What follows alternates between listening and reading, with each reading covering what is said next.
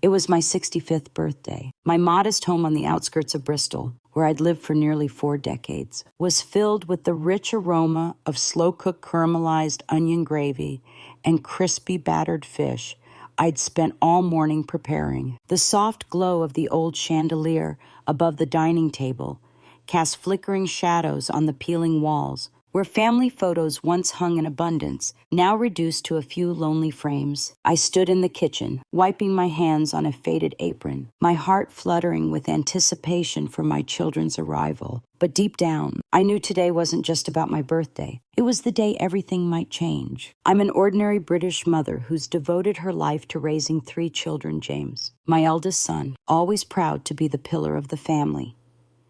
Emma, my middle child, a dreamer who often shies away from reality, and Oliver, the youngest, shy but deeply affectionate. James was my pride and joy, the one I believed would carry on the family legacy, a 2-acre plot of land in the Cotswolds left to me by my parents, along with this house, my only asset. But tonight, as the candles flickered on the budget birthday cake I'd baked myself, I overheard something I was utterly unprepared for. The dining table was set neatly, with chipped porcelain plates, and the comforting steam rising from a pot of homemade vegetable soup. I wore my favorite lavender silk dress, a gift from James a decade ago, now slightly tight at the shoulders. The doorbell chimed, and I hurried to answer, my heart racing like a young girl's. James strode in, tall and broad in a crisp suit, but his eyes darted away, offering only a curt nod instead of the warm hug we used to share. Behind him was Sarah, his wife, with a strained smile and a bouquet of slightly wilted carnations. Emma arrived late, her hair a mess. Muttering about traffic, Oliver, as usual, didn't show. A quick text cited work commitments. "Happy birthday." "Mom," James said, his tone flat as he placed a small gift box on the table. I smiled, hiding my disappointment as I opened it, a bottle of cheap perfume, the kind Sarah wears. No matter, I told myself, gifts aren't the point. But as we sat down to eat, the air felt heavy, like a storm cloud lurking overhead. Sarah kept glancing at her phone. Emma fidgeted with her fork, and James stared at his plate of fish. Avoiding my gaze, I tried to spark conversation, my voice light and warm, like I was recording a vlog for my grandchildren. "James, how's work going? I heard your company's expanding." He shrugged, mumbling, "It's fine." Sarah jumped in, her voice a touch sharp. "He's so busy." "Mom, meetings till all hours." I nodded, but a sense of unease crept in. Something wasn't right. After the main course, I slipped into the kitchen to fetch the cake. The door was slightly ajar, and in that fleeting moment, I caught James's voice, low and cutting. "Just let Mom think everything's normal. We need that land before she changes her mind. I've already spoken to the solicitor." Sarah's reply was softer. "But what if she finds out? What about the will?" My heart stopped. I stood frozen, clutching the cake tray, the sickly sweet scent of buttercream suddenly suffocating. My son, the boy I'd cradled through feverish nights, was plotting to claim my assets as if I were a stranger. I took a deep breath, forcing back tears. No, I wouldn't cry. Not now. I stepped back into the dining room, plastering on a smile as if nothing had happened. "Here's the cake. Who's cutting it for me?" I chirped, my voice deliberately bright. James glanced at me, a flicker of unease in his eyes, quickly masked by a forced grin. "I'll do it, Mum." He took the knife, but his hand trembled slightly. Or was that my imagination? As the meal ended, Emma rushed off, muttering about picking up her kids. Sarah tugged James towards the car, calling back, "Take care." "Mum." I nodded, but my heart felt sliced open. When the door closed, I sank into a chair, the golden lamplight illuminating my weathered hands. On the table, the perfume box sat alone, a stark reminder of their deceit. I rose and walked to the old oak cabinet in the living room. Inside was something I hadn't touched in years, a small tin box holding family keepsakes, a photo of James at 5, a handwritten letter from my late husband, and a copy of the will I'd drafted 3 years ago. I ran my fingers over the cold metal, the chill seeping into my skin. James wanted the land. He'd spoken of his new family to Sarah, though what that meant, I didn't know. The words echoed in my mind, but if my son thought he could outsmart his mother, he was gravely mistaken. I opened the box and pulled out the will. Under the dim light, the words stood out starkly. The land, the house, all left to James. But now I wasn't so sure. Perhaps it was time to do something I'd never considered before. I folded the paper, my pulse quickening. James didn't know I'd overheard him, and he certainly didn't know I was already forming a plan of my own. The morning after my birthday, pale sunlight filtered through the living room curtains, spilling across the worn wooden floor. I sat in my threadbare armchair, clutching the small tin box from the night before. The faint scent of the cheap perfume James had given me lingered, a bitter reminder of the words I'd overheard at the dinner table. I hadn't slept. James and Sarah's whispers echoed in my mind, each word a fresh cut to my heart. New family, James had said. The phrase clung to me, vague yet piercing, like a secret just out of reach. I opened the box, the rusty hinges creaking softly. Inside were fragments of the past, a photo of James at 5, in a green t-shirt, grinning beside the pear tree in the garden.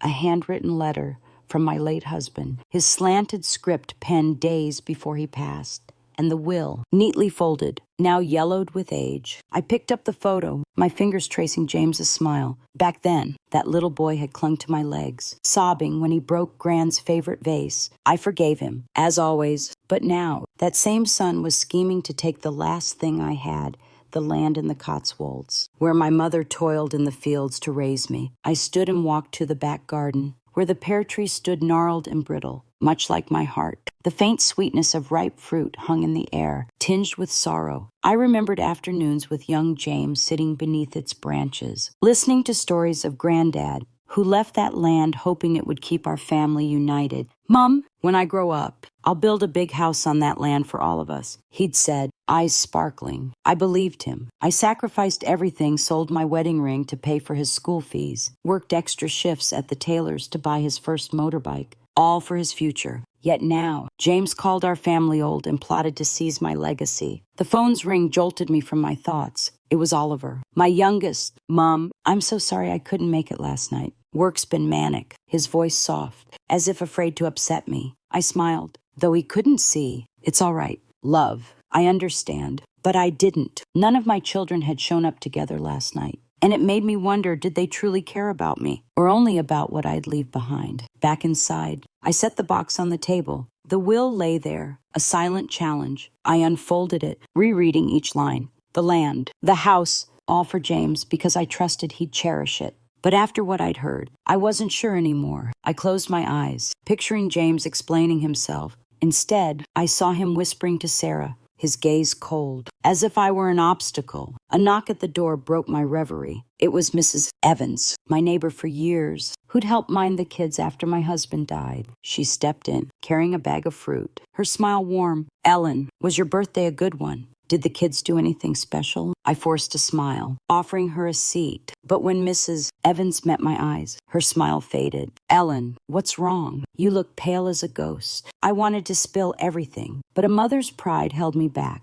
I shook my head. "Nothing, dear. Just up late last night. That's all." Mrs. Evans didn't press, but her knowing look saw right through me. After she left, I sat with the box again. I pulled out my husband's letter, rereading his final words, "Darling, keep our family together, no matter how hard it gets." Tears fell. I'd tried, but now this family was fracturing. And the son I loved most held the knife. I folded the letter, my heart heavy. It was time to act, not for me, but for what my mother, my husband, and I had sacrificed. My phone buzzed suddenly. A text from Emma. "Mom, can I come over for dinner tonight? I need to talk." My pulse quickened. Emma rarely reached out first, and this tone wasn't like her. Did she know something? Was this another piece of James's hidden scheme? I replied calmly, "Of course. Love, I'll be waiting." But as I set the phone down, a chill ran down my spine. Something bigger was coming, and I wasn't ready. As the late afternoon sun bathed the living room in a fiery glow, I sat with the will in my hands.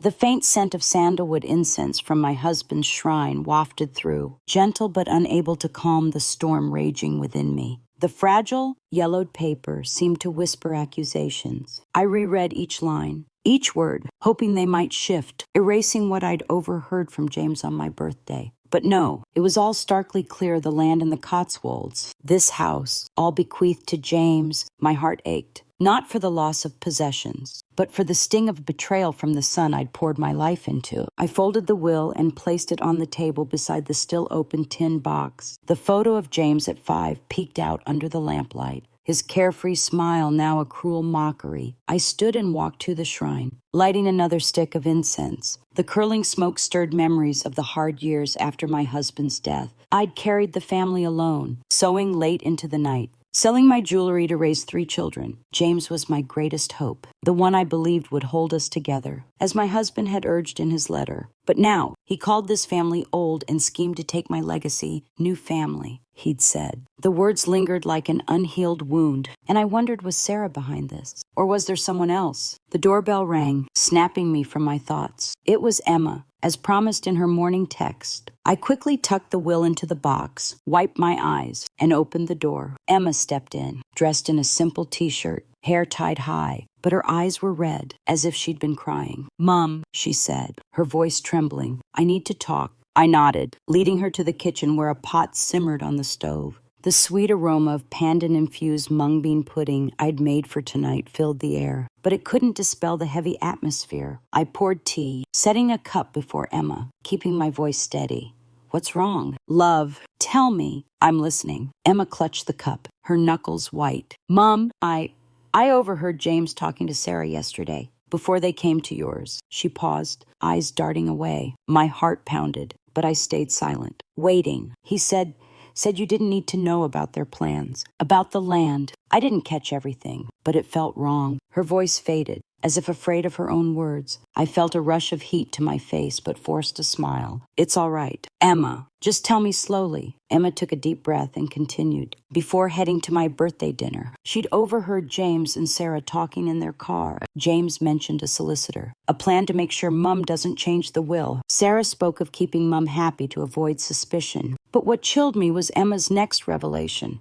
James mentioned a new family, not Sarah, but someone else, someone Emma couldn't quite identify. I think he was talking about a child. "Mum," she whispered, eyes brimming with tears. But I didn't dare ask. I froze, my hand shaking so much I spilled the tea. Hot liquid splashed my hand, but I felt no pain. A child. Did James have another family? Beyond Sarah, beyond me. The thought hit like a hammer. I recalled his evasive gaze last night, the way he cut the cake without meeting my eyes. The pieces were falling into place, yet the picture remained hazy. I wanted to scream, to call James and demand answers, but reason held me back. No, I needed proof. I needed certainty. "Emma, don't say anything to your brother." "All right." I took her hand, my voice low but firm. She nodded, her eyes filled with worry. "Mom, I just wanted you to know. I don't want our family to fall apart." I smiled, but inside, a tempest raged. Our family had already fractured the moment James whispered those words, choosing his new family over me. After Emma left, I returned to the will. I opened it, reading it again. But this time, it didn't feel like a promise. It felt like a mistake. I picked up a pen, intending to write something, but my hand froze. Changing the will wasn't simple. If James found out, what would he do? And if there was a child, as Emma suggested, what then? Was I punishing the innocent? The question sent a shiver through me. But then, the image of James whispering to Sarah flashed in my mind, and I gripped the pen tighter. I wouldn't let my son make a fool of me. My phone buzzed. A text from Oliver Mum. "I'll come by tomorrow. Need to talk about James." My heart twinged again. What did Oliver know? Why were my children, one by one, bringing secrets that made me question my entire world? I replied calmly, "All right, love.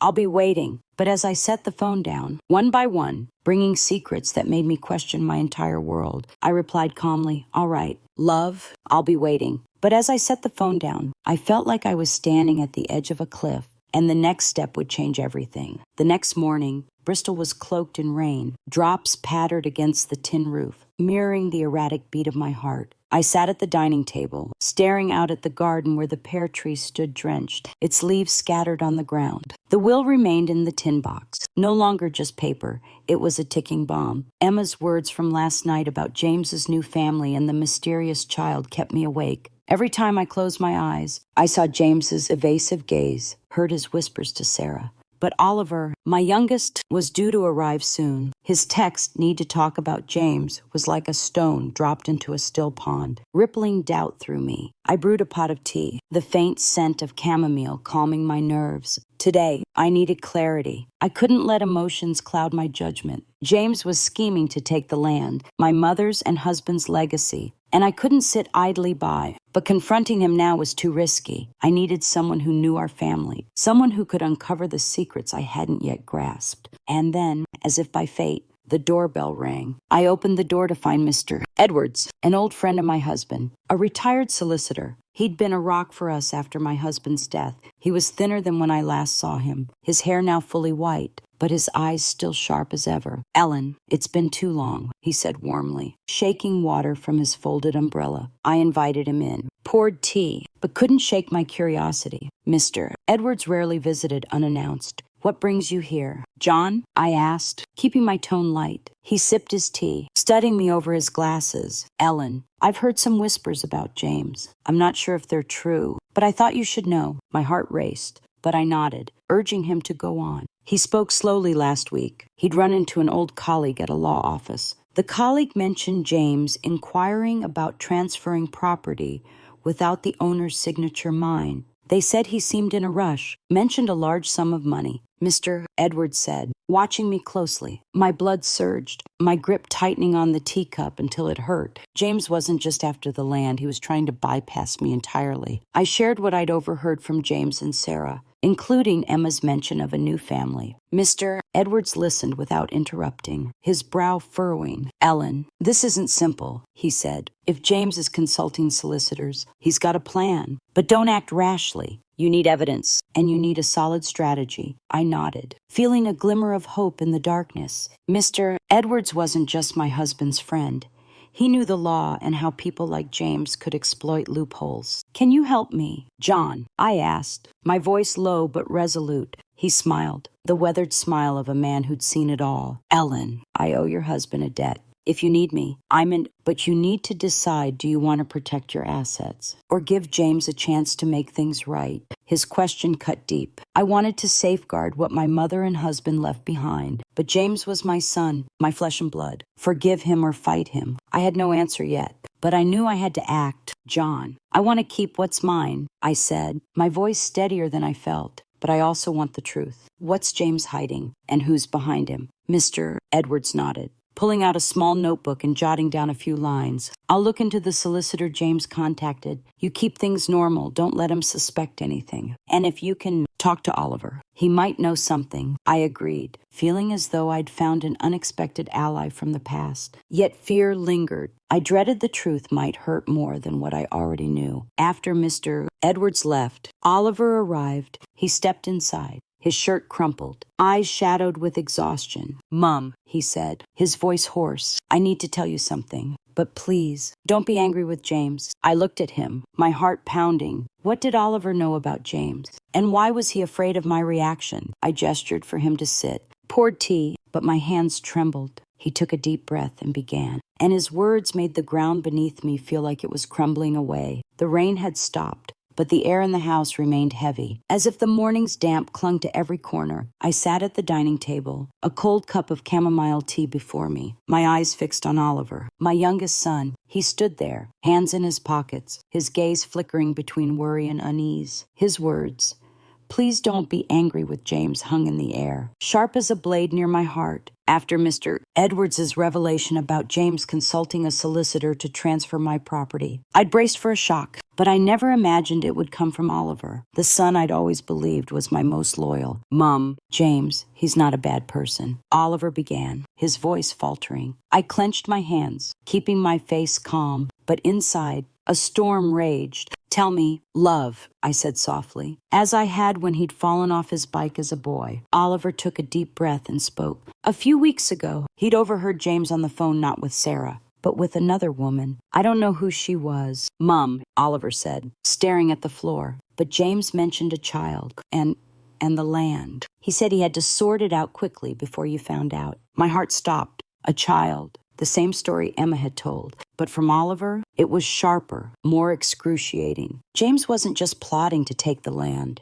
He was hiding a bigger secret, a different family, another woman. I wanted to scream, to call James and demand answers, but Oliver's anxious eyes stopped me. "Mum, I don't want James to do wrong, but I also don't want our family to fall apart," he said, his voice almost pleading. I nodded, but inside, I knew this family had been breaking for a long time. After Oliver left, I sat alone in the living room. The golden glow of the old chandelier illuminated the tin box on the table. Holding the will and relics of the past, I took out a sheet of paper, grabbed a pen, and began to write. James, my son, I wrote, my hand trembling. I've heard everything. You thought I didn't know, but I do. You've chosen a new family, and I don't blame you for that. But why must you take what your grandparents and I left behind? The words flowed, slanted and raw, spilling my pain. But at the end, I stopped. This letter would never be sent. Not because I lacked courage, but because I needed action, not words. I folded the letter, tucked it into the box,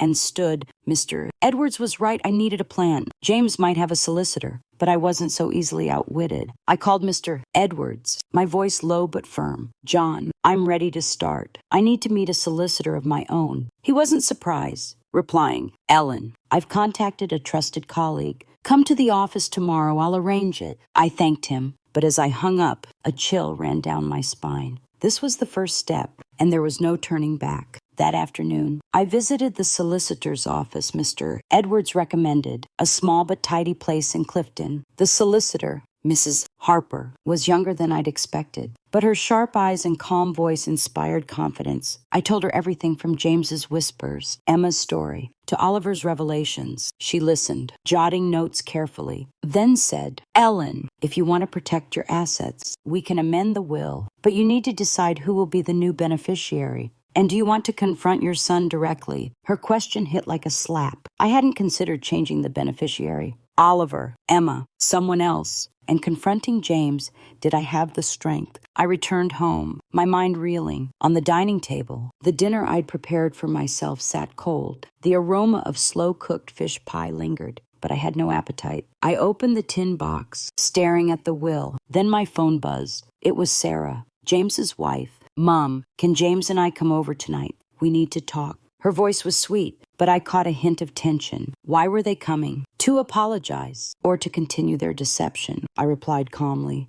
Of course, love. I'll be waiting. But as I set the phone down, I knew tonight everything would change. The small kitchen was filled with the rich aroma of slow-braised pork belly, James's favorite dish from childhood. I stood by the stove, stirring the pot, but my mind was elsewhere. The crackle of fat in the pan matched the frantic beat of my heart, restless, uneasy. The unsent letter lay hidden in the tin box, but Oliver's words and my meeting with Miss Harper, the solicitor, had steeled my resolve. Tonight, when James and Sarah arrived, I wouldn't let them control the narrative. I needed to confront them, not to accuse, but to understand what was James hiding, and could this family be saved? The doorbell rang, cutting through my thoughts. I wiped my hands on my apron, took a deep breath, and opened the door. James stood there, tall in a dark green shirt, but his eyes slid away from mine, just as they had on my birthday. Sarah, beside him, wore a neat floral dress and a strained smile. Mum, we're here as promised, she said, clutching a box of caramel flan, a dessert I'd never cared for. I nodded, inviting them in, but it felt like opening the door to a storm. The dining table was set, old porcelain plates neatly arranged, the golden glow of the ancient chandelier casting shadows on tense faces. I sat at the head, facing James and Sarah.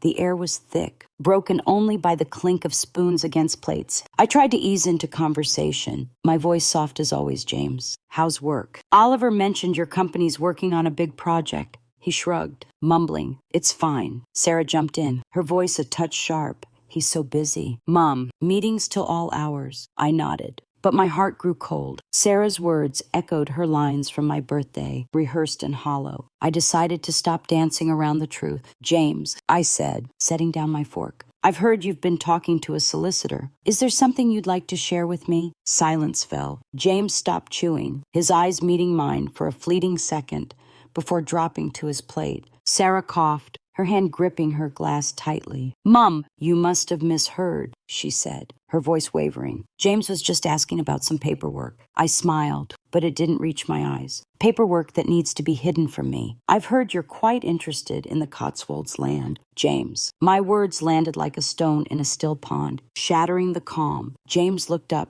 his face flushing. Mum, who told you that? Oliver. Emma. His tone was sharp, almost accusing. I shook my head, keeping my voice steady. It doesn't matter who. I just want to hear it from you. Do you have an explanation? Sarah grabbed James's hand under the table, urging him to stay quiet, but he brushed her off. Mom, I haven't done anything wrong, he said, his voice rising. You've held on to that land for years, but you don't use it. I just wanted to do something better for the family. My blood surged. Which family? James, I asked, my voice low but firm. This one, or the new family you've been talking about? The air froze. Sarah paled, her spoon clattering to the table with a jarring clang. James stared at me, eyes wide, caught out. Mum, you've been eavesdropping, he asked, his voice trembling, but I saw not remorse in his eyes, but anger. I stood, hands braced on the table, meeting his gaze head on. I don't need to eavesdrop to know what my son's thinking. I just want the truth. Do you have another child? Another family? Sarah burst into tears, covering her face, but James didn't move. He stared at me, lips pressed tight, as if torn between confession and concealment. Mum, it's not what you think, he said finally, his voice softer. But if you don't trust me, I don't know what else to say. His words stung like a slap. I wanted to scream, to demand back the years I'd sacrificed, but I held myself together. James, I said, almost a whisper, I gave you everything. If you want to take what's left, try, but I won't make it easy. The dinner ended in silence. James and Sarah left without a goodbye. I stood in the kitchen, staring at the mess of dishes, feeling as if my world had collapsed. Then my phone buzzed. A text from Mr. Edwards Ellen. I've got information on James's solicitor. You need to know this now. My heart pounded. What new secret awaited? And did I have the strength to face it? The house felt stiflingly quiet after James and Sarah left. The mess of dishes on the dining table stood as silent witnesses to our confrontation. The scent of cooled pork belly mingled with the faint sandalwood incense from my husband's shrine, creating a heavy, weary atmosphere. I stood in the kitchen, gripping the counter, trying to steady my trembling hands. James's words, if you don't trust me. I don't know what else to say, echoed in my mind, a challenge I couldn't ignore. But I was no longer the naive mother who'd forgive with a single apology. Mr. Edwards's text, you need to know this now, lit a spark within me. I needed the truth, no matter how painful. I sank into the armchair, opened my phone, and called Mr. Edwards. His voice came through, low and cautious. Ellen, I spoke to a contact in the legal circle. The solicitor James contacted isn't the mastermind. Someone else is pulling the strings. My heart pounded. Who? John, I asked, my voice wavering. He hesitated, then said, stay calm. Ellen, it's Mrs. Carter, Sarah's mother. I froze, feeling the floor tilt beneath me. Mrs. Carter, Sarah's mother, the woman I'd always thought was quiet and kind. How is she involved? I asked, struggling to keep my voice steady. Mr. Edwards explained that Mrs. Carter had met the solicitor before James, inquiring about transferring the land without my signature. They're eyeing the land for a property development project, he said. James is just the middleman. He might have been persuaded or pressured by Mrs. Carter. I gripped the phone, my blood boiling. James wasn't the mastermind. Then why didn't he tell me? Why choose his in-laws over his own mother? I stood and walked to the back garden, where the pear tree stood silently under the faint moonlight. The sweet scent of ripe fruit drifted by, but now it only stirred memories of James's promises. I'll build a house for us all. I closed my eyes, trying to banish the image of 5-year-old James, but it lingered, vivid and cruel. Had I been wrong to place so much hope in him? Or was he just a victim of someone else's greed? But then I recalled his eyes last night, the way he brushed off Sarah's hand, and almost accused me for doubting him. No, James wasn't innocent. He'd chosen this path. Back inside, I opened the tin box. The will lay there, next to the unsent letter. I picked up a pen but paused. Changing the will now was premature. I needed evidence, as Mr. Edwards had said. Then an idea struck. If Mrs. Carter was behind this, Sarah likely knew. Sarah, with her sweet smiles but calculating eyes. I called Emma, my middle child, who'd first warned me about James. Emma, do you know anything about Mrs. Carter? I asked as soon as she picked up. Emma hesitated, her voice soft. Mum, I'm not sure. But I overheard Sarah mention her mother once, saying Mrs. Carter wanted James to secure their family's future.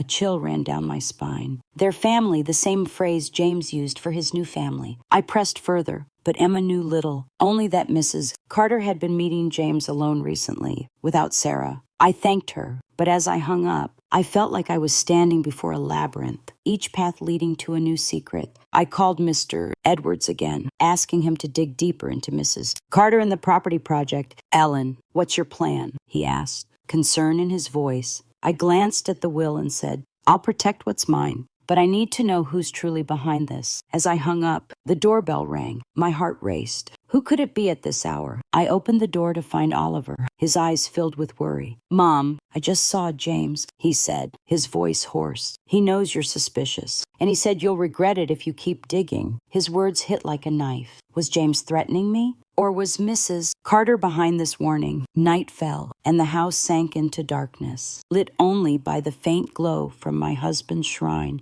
flickering on the peeling walls. I stood by the living room window, gazing out at the garden where the pear trees stood silently under the moonlight. The scent of sandalwood incense mingled with the faint sweetness of ripe pears. But it did nothing to calm the storm within me. Oliver's words. He said, "You'll regret it if you keep digging," weighed on my chest like a stone. James, the son I'd once doted on, threatening me. Or was Mrs. Carter, Sarah's mother, pulling the strings? After Mr. Edwards' revelation about Mrs. Carter and the property development scheme, I knew I couldn't delay. Tonight, I'd face James, not to accuse, but to uncover the truth. I clutched the tin box, my fingers tracing its rusted hinges, but I didn't open it. The will and unsent letter lay inside, reminders of what I'd lost, not just the land, but my trust in my eldest son. I texted James, "Come to the house tonight. We need to talk." The message sent, but no reply came. Instead, my phone buzzed with the call from Mr. Edwards. "Ellen, I have more information," he said urgently. "Mrs. Carter isn't just after the land. She's working with a major property developer, and they've had their eyes on your plot since last year. James is just a pawn." I gripped the phone, feeling as if my blood had frozen. James, a pawn. Then why didn't he tell me? Why side with them? Before I could respond, the doorbell rang. I took a deep breath, wiped my hands on my apron, and opened the door. James stood there, alone, without Sarah. His eyes were cold, but I caught a flicker of hesitation as he looked at me. "What's this about?" "Mom," he asked, his voice flat, as if hiding something. I gestured to the armchair. "Sit, James. I want the truth." I closed the door, locking it, feeling as if I were sealing my own escape. We stood face to face by the window, moonlight casting half his face in shadow. I didn't mince words. "James, I know about Mrs. Carter. I know about the property project, the plan to take the land. What do you have to say?" He frowned, hands in his pockets, but I saw his shoulders tremble. "Mom, who's feeding you this?" "Oliver." "Emma." His tone was sharp, but I refused to be sidetracked. "It doesn't matter who. I want to hear it from you. Is it true you have another child? A new family?" Silence. James looked out the window, his gaze distant. I heard my heart pounding, threatening to burst. Then he turned back, his voice low but firm. "Mom, there's no child. This new family thing was Sarah misunderstanding. I just wanted to do something to make our family better." I gave a hollow laugh, my throat tight. "Our family, or Mrs. Carter's? Did you think I wouldn't find out you've been meeting solicitors, trying to take the land without my signature?" James paled but didn't deny it. "Mom, I wasn't trying to take anything from you. Mrs. Carter said if we sold the land, I'd have money to secure our future. I just wanted to help." His words trailed off, as if he didn't believe them himself. I stepped closer, locking eyes with him. "James, I gave you everything. I sold my wedding ring for your university fees. I worked myself to the bone for your first car. If you wanted to help the family, why not talk to me? Why go behind my back?" James bowed his head, fists clenched. "I'm sorry, Mom," he whispered, his voice breaking. "But you don't understand. Mrs. Carter, she said if I didn't do it, Sarah would leave me." I froze. Sarah? Or was Mrs. Carter using Sarah to manipulate James? I wanted to hug him, to say I'd forgive him. But then I remembered his threat through Oliver. "James," I said, my voice cold, "I've changed the will. You won't get the land. No one in this family will, unless I decide otherwise." James looked up, eyes wide, disbelieving. "Mom, you've actually done it." I nodded, my heart aching but unwavering. "I have. If you want to make this right, tell me everything. Otherwise, leave." He said nothing, just turned and walked to the door. As it closed behind him, I stood still, feeling as if I'd lost a piece of myself. But then my phone buzzed. A text from Mrs. Harper, the solicitor Ellen. "I have evidence on Mrs. Carter. Meet me tomorrow." My heart raced. The truth was drawing closer, but did I have the strength to face it? Morning light slipped through the curtains, illuminating the tin box on the dining table, where the new will now held a different weight. I sat there, clutching a cold cup of chamomile tea, my mind reeling from last night's confrontation with James. His words, Mrs. Carter said if I didn't do it, Sarah would leave me twisted like a knife in my heart. James wasn't the mastermind, but he'd chosen Mrs. Carter, Sarah's mother, over me. Changing the will to exclude him was the final cut I inflicted on myself. Standing by the window, gazing at the pear tree in the garden, I wondered, was this victory worth it when my family was already broken? Miss Harper's text this morning was a beacon in the dark, Ellen. "I have evidence on Mrs. Carter. Meet me tomorrow." I arranged to meet her at her Clifton office, bringing the tin box as if it were a talisman against the coming storm. Her office was small but neat, the air tinged with the scent of old paper and ink. Miss Harper, with her sharp eyes, placed a stack of documents before me. "Ellen, this is the contract Mrs. Carter signed with a property developer.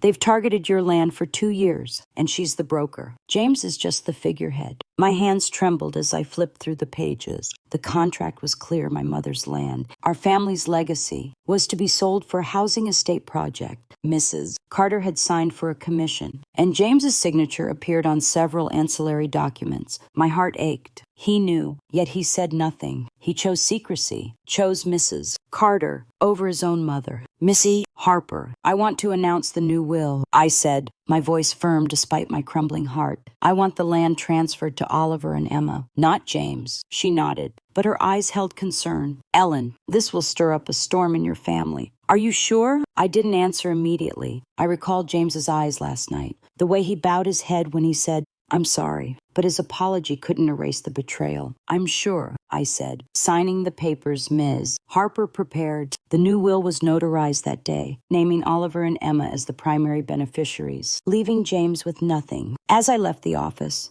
I felt lighter but hollow, as if I'd lost a piece of my soul. News of the new will spread faster than I expected. That evening, Emma called, her voice frantic. "Mom, James knows. He's furious, saying you're unfair, that you're destroying the family." Before I could respond, Oliver texted, "Mom, James came to my place, demanding to see you." I don't know what to do. I took a deep breath, steadying myself. "Tell him to come here," I replied, then sat at the dining table, waiting. The scent of sandalwood incense from my husband's shrine reminded me, keep the family together. But I'd gone too far to turn back. James arrived, pounding on the door instead of knocking. When I opened it, he stormed in, eyes bloodshot, voice trembling.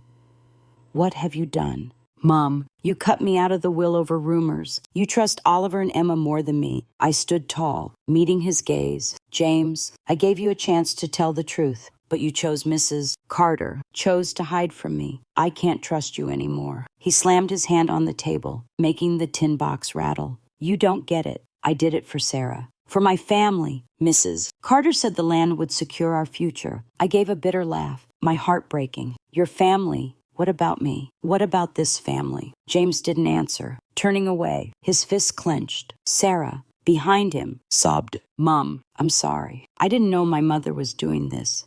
But I cut her off. "Sarah, you knew. You always knew." The air grew heavy, as if the house itself were collapsing. James left, pulling Sarah along. Without a goodbye, I sat down, clutching the tin box. This victory should have felt sweet, but it tasted only of bitterness. My phone buzzed a text from Mr. Edwards. "Ellen, Mrs. Carter just contacted a new solicitor. They're preparing to sue you." My heart raced. This battle wasn't over, and I didn't know if I had the strength to keep fighting. 3 months have passed since the new will was announced, but my small house on the outskirts of Bristol feels like a tomb. Each morning, I wake, brew chamomile tea, and sit at the dining table. But the laughter and chatter of my children are gone. Only the whistle of wind through the door and the rustle of pear tree leaves in the garden remain. The tin box still sits on the table, but I no longer open it. The new will, naming Oliver and Emma as heirs, is my victory, but it came at a cost: a shattered family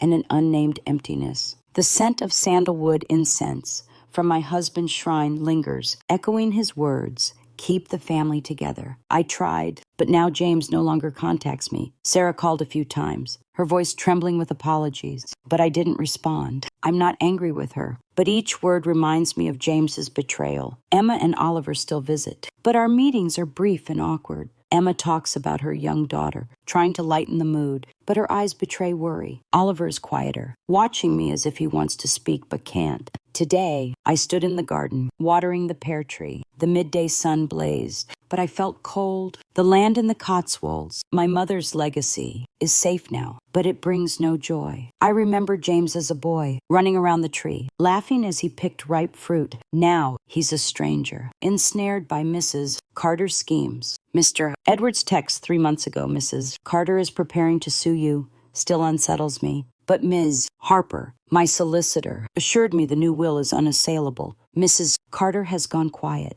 at least for now. Back inside, I sat in the armchair and turned on the TV. A cooking show played, but I couldn't focus. My mind drifted to the final confrontation with James. He chose Mrs. Carter, chose Sarah over me. But Oliver's words haunted me. James isn't a bad person. Was I too harsh? Did I push him away instead of pulling him back? The question cut like a knife, but I had no answer. My phone buzzed, snapping me out of my thoughts. It was Emma. "Mom, can I come over? I need to talk," I replied, keeping my tone light.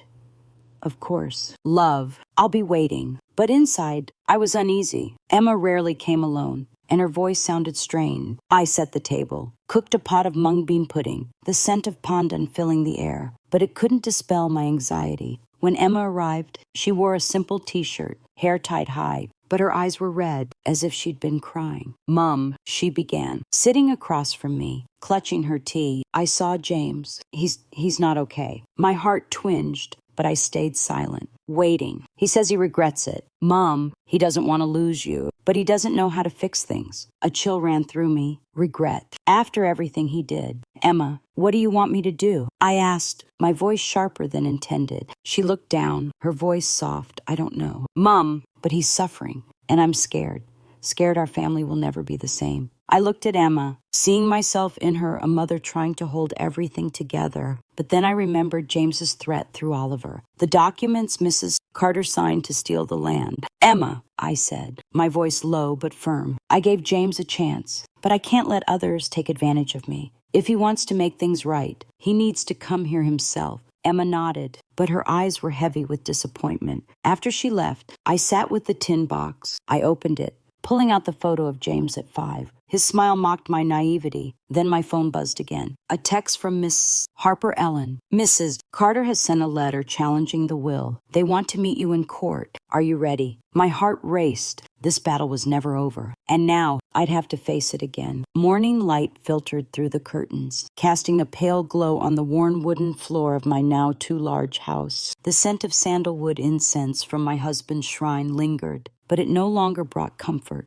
Miss Harper's text last night, "Mrs. Carter has sent a letter challenging the will," was a cold wind, reminding me this battle was far from over. The new will, naming Oliver and Emma as heirs, was my shield to protect my mother's land, but it had also built a wall between me and James, the son who was once my pride. I sat at the dining table, clutching a cold cup of chamomile tea, its gentle aroma failing to ease the ache in my heart. Emma's words yesterday, "James regrets it," Mom echoed like an invitation to open my heart. But how could I forgive when James had sided with Mrs. Carter, Sarah's mother, to steal our family's legacy? I looked out at the garden, where the pear tree stood silently, its dry leaves scattering. It had witnessed James as a boy, running and promising to build a grand house for us all. Now, that promise was a distant luxury. The doorbell rang, pulling me from my thoughts. I stood, wiping my hands on my apron, my heart uneasy. It was Oliver. He stepped inside, his shirt crumpled, eyes shadowed from sleeplessness. "Mum," he said, his voice hoarse, "we need to talk about James and the will." I gestured for him to sit,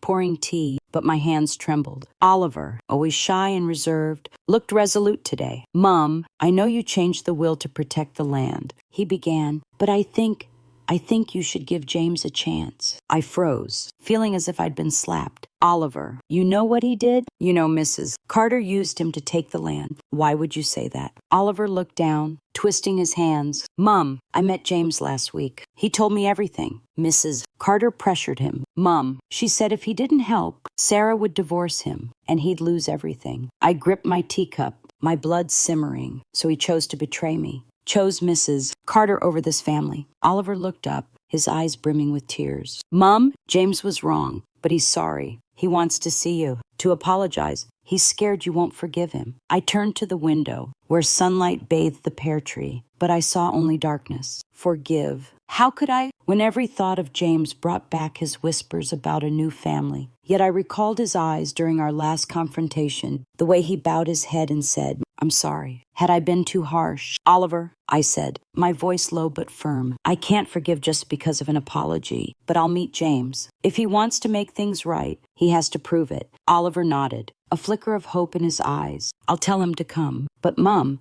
don't let our family break apart any further. His words cut like a knife, but I only nodded, making no promises. After Oliver left, I called Mrs. Harper about Mrs. Carter's challenge. Ellen, their legal grounds are weak, she said over the phone. But Mrs. Carter is trying to pressure you. Be ready for a meeting in court. I thanked her. But as I hung up, exhaustion washed over me. I didn't want to fight anymore. But I couldn't let Mrs. Carter win. I opened the tin box, pulling out the photo of James at 5. His smile seemed to ask Mum, what will you choose, family or justice? That evening, James arrived. He stood at the door, eyes downcast, no trace of his former confidence. Mum, he said, his voice rough. I need to talk. I let him in but didn't pour tea or smile. I stood by the window, waiting. James took a deep breath and said, I was wrong. Mum, I shouldn't have listened to Mrs. Carter. But please, don't let our family stay broken forever. My heart ached, but I wasn't ready to forgive. James, I said, I'll listen, but you have to do something to make me trust you again. He nodded, his eyes uneasy. Then my phone buzzed, a text from Miss Harper Ellen. Mrs. Carter wants to meet you before court. What's your decision? A light drizzle fell in the garden, each drop pattering on the pear tree's leaves, as if recounting my family's story drop by drop, fragment by fragment. 6 months had passed since James stood at my door, eyes downcast, begging for a chance to make things right. 6 months since Mrs. Harper warned me of Mrs. Carter's letter challenging the will, the woman behind the scheme to seize my mother's land. I sat at the dining table, the golden glow of the old chandelier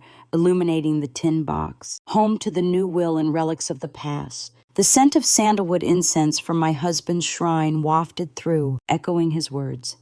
Keep the family together. But what was my family now? A torn tapestry or a story without an ending? The meeting with Mrs. Carter in court never happened. Miss Harper, with her sharp precision, sent a legal letter warning that Mrs. Carter had no grounds to challenge the will. She backed off, vanishing as if she'd never been involved. But the wound she left in my family lingered. James, since our talk by the window, began visiting more often. Not the joyful visits of old, but quiet moments where he looked at me, and I at him, like strangers seeking something familiar. Mum, I was wrong, he said each time, but I only nodded, unable to open my heart fully, not because I didn't want to, but because I was afraid that trust, once shattered, could never be whole again. Emma and Oliver still came by, but the house felt different. Emma brought her little girl, Lily, whose laughter was the only thing that brightened the place. Grandma, tell me about the pear tree. Lily would demand, and I'd tell her, but each glance at the tree brought back James, at 5, running and promising a grand house for us all. Oliver grew quieter, but started helping around the house, fixing the roof, watering the plants, as if making up for the months of doubt that had clouded our family. Mum, I don't want the land, he said once. As we sat at the table, I just want you to be happy. I smiled, but inside, I wondered did I even know what happiness was anymore. Today, I stood in the garden, pruning the pear tree. The sweet tart scent of ripe fruit filled the air. Bittersweet. I thought of James, of what he'd done pressured by Mrs. Carter but still choosing to hide from me. I thought of the will, of my decision to leave the land to Oliver and Emma. Was it worth it? Could I have done things differently to keep James closer? The question haunted me. I thought changing the will was justice, a way to protect what my mother and husband left behind. But now, staring at the silent house, I wondered, was justice worth more than a family? The doorbell rang. I went inside, wiping my hands on my apron, my heart uneasy. It was James, alone, holding a bouquet of carnations, my favorite, not the cheap ones from my birthday. "Mum," he said, his voice rough. "I need to talk." I let him in. No tea, no smile, just sitting across from him, waiting. James took a deep breath. "I've cut contact with Mrs. Carter. I told Sarah I'm done with that plan. I just want you to forgive me." I looked at him, seeing the 5-year-old boy in his eyes for a moment, but also the pain he'd caused. "James," I said softly, "I don't know if I can fully forgive, but I want to try. You have to prove it not with words, but with actions." James nodded, his eyes glistening. "I will, Mum. I promise." I didn't know if I could trust that promise, but I stood, opened the tin box, and handed him the photo of him at 5. "James, keep this. Don't forget who you were." He took it, hands trembling, then hugged me. For the first time in years, I felt my son's warmth, but it was tinged with a lingering unease, as if everything had changed forever. After he left, I sat, gazing at the garden. The pear tree stood, its branches swaying in the breeze. My family wasn't what it once was, but it still existed, even as fragments. I thought of the future, of what remained in my heart, not the land, not the will, but a small, stubborn hope that one day we might find each other again. For now, I could only wait and move forward.